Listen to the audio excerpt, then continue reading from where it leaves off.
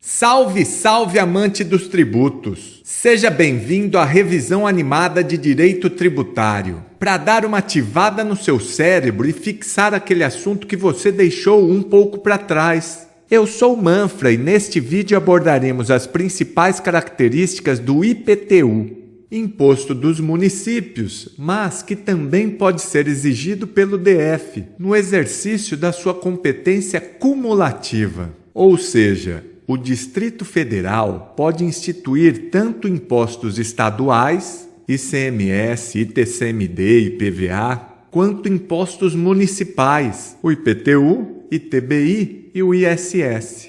Que o IPTU é um imposto, todo mundo já sabe. Mas veja que com essa informação você responde a pergunta daquele seu vizinho que vem sempre reclamar do prefeito. Por que o meu IPTU não é gasto na minha rua?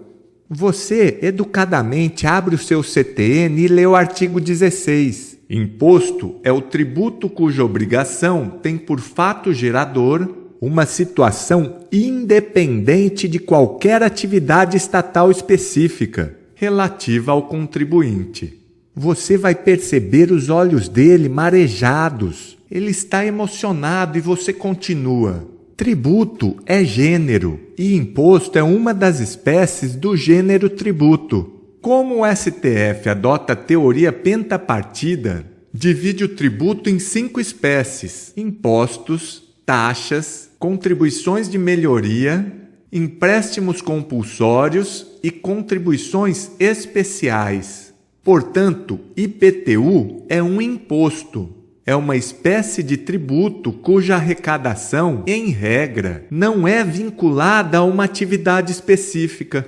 Então, não é porque o seu vizinho pagou o IPTU que aquele dinheiro deve ser gasto na sua rua. O valor arrecadado vai para um caixa geral do Tesouro e de lá é destinado de acordo com a lei orçamentária e as regras constitucionais. É um imposto que incide sobre uma manifestação de patrimônio do sujeito passivo. E a própria Constituição Federal define o fato gerador do IPTU como a propriedade predial e territorial urbana.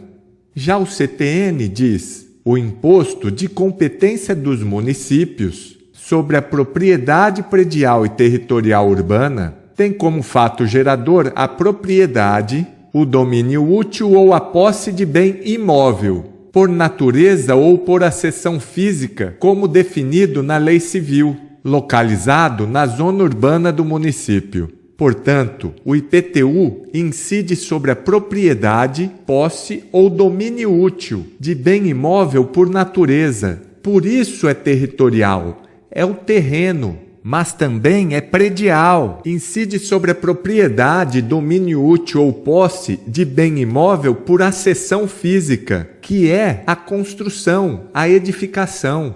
Para entendermos melhor esses termos, podemos recorrer ao Código Civil de 1916, que estava em vigor quando o CTN foi editado, e diz que são bens imóveis por natureza o solo com seus acessórios e adjacências naturais, compreendendo a superfície, as árvores e frutos pendentes, o espaço aéreo e o subsolo.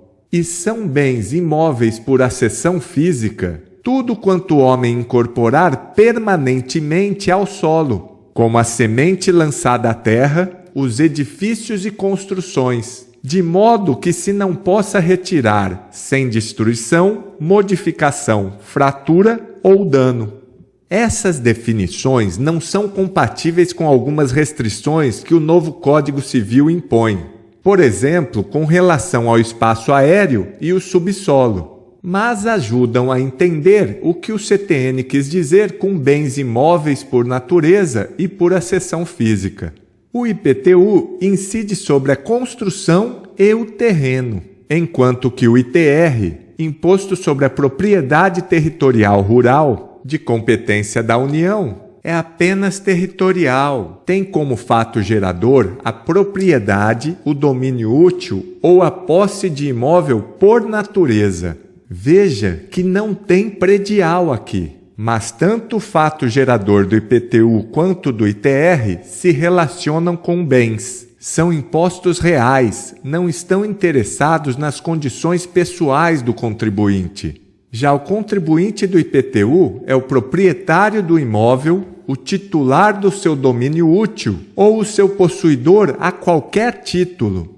O STJ entende que para ser considerado contribuinte do IPTU, o possuidor deve exercer a posse com ânimos definitivo, animus domini. Assim, não pode ser considerado contribuinte o locatário ou comodatário de imóvel. O contribuinte do IPTU é o proprietário do imóvel, o titular do seu domínio útil ou o seu possuidor. O CTN dá essas opções, mas quem decide é a lei municipal. Cabe à legislação municipal estabelecer o sujeito passivo do IPTU. Tudo ok até aqui?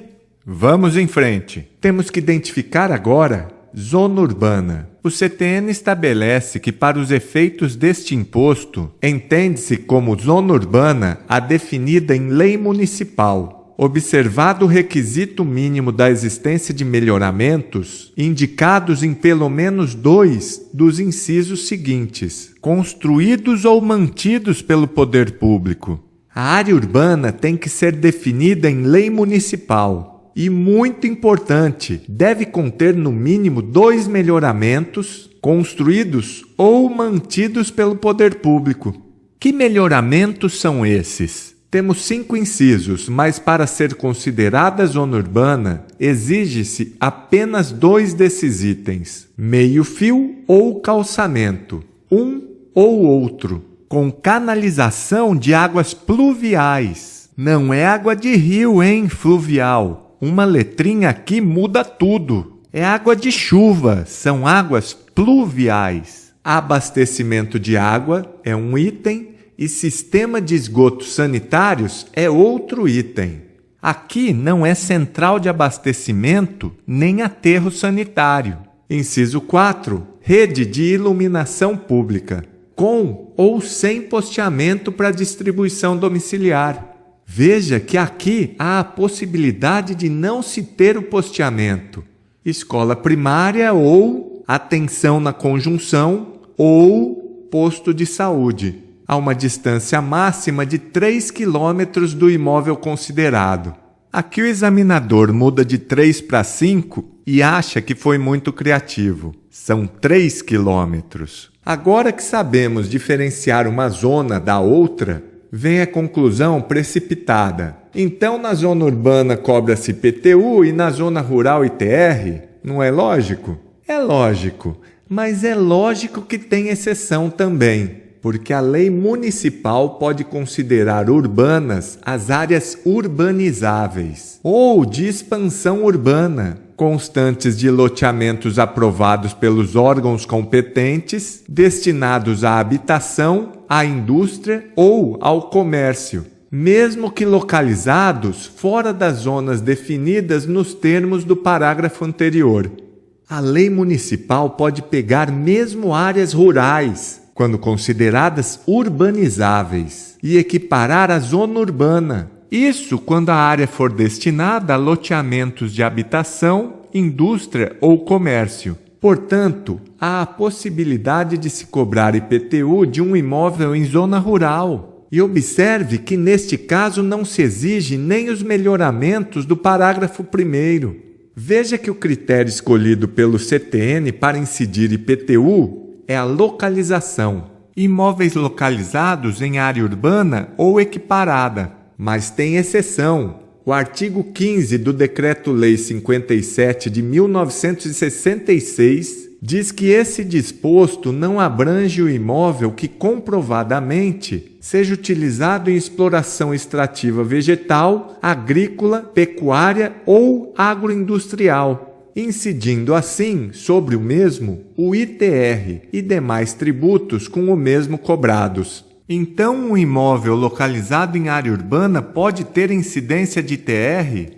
Sim, desde que tenha destinação rural, isto é, seja utilizado em exploração extrativa vegetal, agrícola, pecuária ou agroindustrial. Com isso, o STJ entende que o critério da localização deve ser utilizado em conjunto com o critério da destinação econômica. Portanto, para incidir IPTU, não basta que o imóvel esteja localizado em área urbana ou equiparada. O imóvel também não pode ter destinação rural. Então, qual imposto incide sobre imóvel considerado rural? Rural é o ITR, que busca desestimular a manutenção de propriedades improdutivas. Logo, tem finalidade extrafiscal. Essa é uma característica constitucional do ITR. Será progressivo e terá suas alíquotas fixadas de forma a desestimular a manutenção de propriedades improdutivas. Por outro lado, o IPTU possui um caráter predominantemente fiscal. Sua principal função é arrecadar,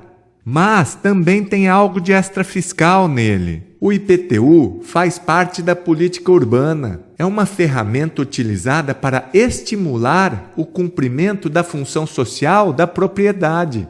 Imagine que alguém tenha um imóvel em um determinado bairro, apenas a título de especulação imobiliária. Deixa o imóvel lá, parado, só para aproveitar a valorização. O terreno está baldio, só acumula lixo e bicho morto. Isso não é interessante para o município, e muito menos para os munícipes que moram lá perto. Como que o prefeito pode pressionar o proprietário? É facultado ao poder público municipal, mediante lei específica para a área incluída no plano diretor, exigir, nos termos da lei federal, do proprietário do solo urbano não edificado, subutilizado ou não utilizado, que promova seu adequado aproveitamento, sob pena sucessivamente de parcelamento ou edificação compulsórios. IPTU progressivo no tempo.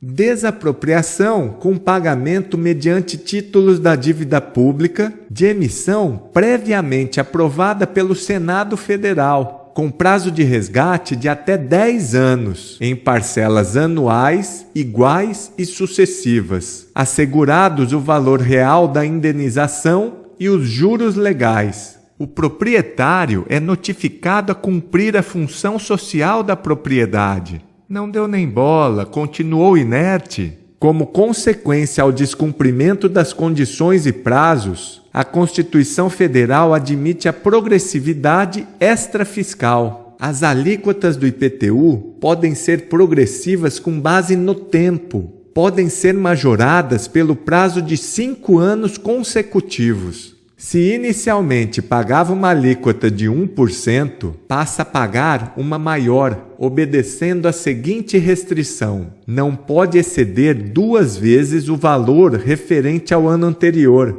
Em nosso caso, não pode ser mais do que 2%. Não pode mais do que dobrar de um ano para o outro. Passou mais um ano e o sujeito mantém o imóvel subutilizado? De 2, pode ir para 4. Passa mais um ano e nada? 8%. E no outro ano quanto? Calma aí, o limite é de 15%. Para que a progressividade não venha a gerar efeito confiscatório. Assim, mesmo que o proprietário não cumpra a função social, a alíquota máxima será de 15%. Passaram-se 5 anos de cobrança do IPTU progressivo, sem que o proprietário tenha cumprido a obrigação de parcelar, edificar ou utilizar o imóvel, o município poderá proceder à desapropriação do imóvel, com o pagamento em títulos da dívida pública. Essa é a progressividade extrafiscal. A alíquota vai aumentando com o passar do tempo, enquanto o proprietário não promove o adequado aproveitamento do imóvel. Vimos a progressividade no tempo, mas com o advento da Emenda Constitucional 29 de 2000, a Carta Magna admite que o IPTU poderá ser progressivo em razão do valor do imóvel e ter alíquotas diferentes de acordo com a localização e o uso do imóvel. O IPTU pode ter vários tipos de alíquotas. Nesse inciso 2, não se trata de progressividade. o município pode aplicar alíquotas diferentes de acordo com 2 critérios: localização, por exemplo, alíquotas diferentes para bairros de classe alta, média e baixa, e de acordo com o uso. Se o imóvel é residencial, comercial, industrial, também poderá ter suas alíquotas diferentes. Já o inciso 1 admite a progressividade fiscal. O objetivo é arrecadar. O IPTU poderá ter alíquotas progressivas em razão do valor venal do imóvel. Só porque a base de cálculo é maior, só porque o imóvel é mais caro, quanto mais progride o valor, maior poderá ser a alíquota aplicada. Com isso, o IPTU estará atendendo ao princípio da capacidade contributiva. Mas a capacidade contributiva não é só para impostos pessoais? E vimos que o IPTU é um imposto real? Como é que fica isso? É uma exceção que foi formalizada em 2000 pela emenda constitucional. Em regra, os impostos reais não podem ser progressivos. Muita atenção! A seguinte súmula do STF diz que é inconstitucional a lei que tem estabelecido, antes da emenda constitucional 29 de 2000, alíquotas progressivas para o IPTU, salvo se destinada a assegurar o cumprimento da função social da propriedade urbana.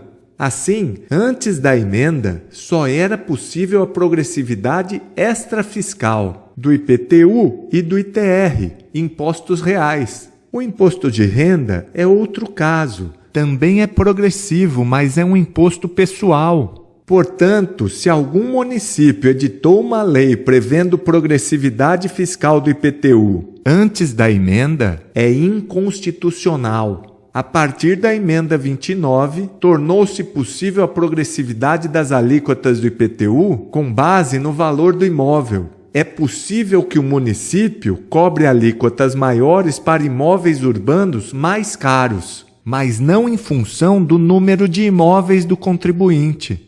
É inconstitucional a fixação de adicional progressivo do imóvel predial e territorial urbano, em função do número de imóveis do contribuinte. Não pode cobrar mais de quem tem muitos imóveis, mas pode cobrar menos de quem tem um só. É constitucional a lei do município que reduz o imposto predial urbano sobre imóvel ocupado pela residência do proprietário que não possua outro. Não dá para afirmar que depois da emenda todos os impostos reais puderam ser progressivos, já que a exceção era restrita ao IPTU. Em 2003, a progressividade do ITBI foi tida como inconstitucional. É inconstitucional a lei que estabelece alíquotas progressivas para o Imposto de Transmissão Intervivos de Bens Imóveis, ITBI, com base no valor venal do imóvel. Mas em 2013, o STF alterou a interpretação do artigo 45, parágrafo 1º. Aceitou a progressividade das alíquotas para o ITCMD, outro imposto real, e afirmou que a capacidade contributiva é aplicável a todos os impostos, sejam pessoais ou reais, pois é possível aferir a capacidade econômica do contribuinte, de modo que não há motivos para impedir a progressividade dos impostos reais. Beleza até aqui?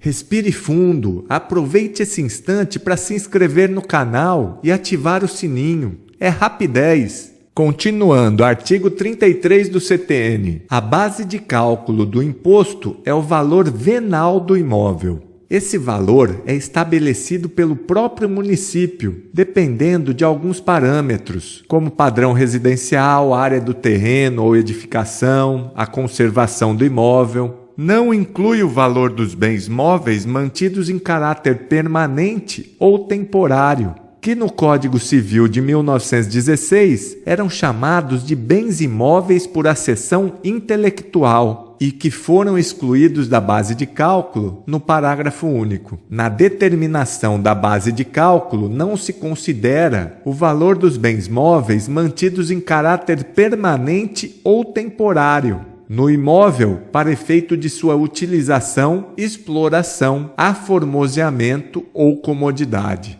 Lembre-se que o IPTU está sujeito tanto ao princípio da anterioridade do exercício financeiro quanto à noventena. Entretanto, as alterações da base de cálculo do IPTU não estão sujeitas ao princípio da anterioridade nonagesimal. Portanto, as majorações da base de cálculo constituem exceções à noventena. O IPTU também está sujeito ao princípio da legalidade, mas cabe destacar a possibilidade de atualização do valor venal mediante decreto. Não é majoração, é atualização, porque o STJ entende que é defeso, é proibido ao município atualizar o IPTU mediante decreto, em percentual superior ao índice oficial de correção monetária. Atualizar pode, majorar não. E para finalizar, o lançamento do IPTU é feito de ofício. O sujeito passivo não participa, não precisa prestar declaração nem antecipar valores. O lançamento é efetuado de acordo com a base de dados que a administração possui. E a notificação do lançamento é feita pela própria remessa do carnê. O contribuinte do IPTU é notificado do lançamento pelo envio do carnê ao seu endereço. Recebeu a cartinha do carnê, está notificado do lançamento. É isso aí. Veja que são muitos detalhes que podem ser cobrados em sua prova. Se quiser aprender mais sobre direito tributário, em nosso curso completo abordamos os principais assuntos cobrados em provas. Tudo nesse formato em animação gráfica, para facilitar o entendimento e a memorização, otimizando o seu tempo de estudo. Adquira o curso ainda hoje e ganhe de bônus todos os mapas mentais em PDF, resumos esquematizados das aulas, acesso ao quiz de questões certo e errado para fixar os assuntos estudados e um e-book com várias questões comentadas para você se acostumar com o estilo da sua banca. Aproveite que essa oportunidade é por tempo limitado. Se quiser mais informações ou tiver alguma dúvida, acesse o link na descrição e ainda poderá assistir uma aula demonstrativa grátis. Repita os vídeos com frequência para manter o conhecimento ativo no seu cérebro. Organize-se, comprometa-se e confie. Acredite em si mesmo. Com o tempo e esforço, grandes resultados virão. Mantenha o foco, bons estudos e até a próxima. Valeu!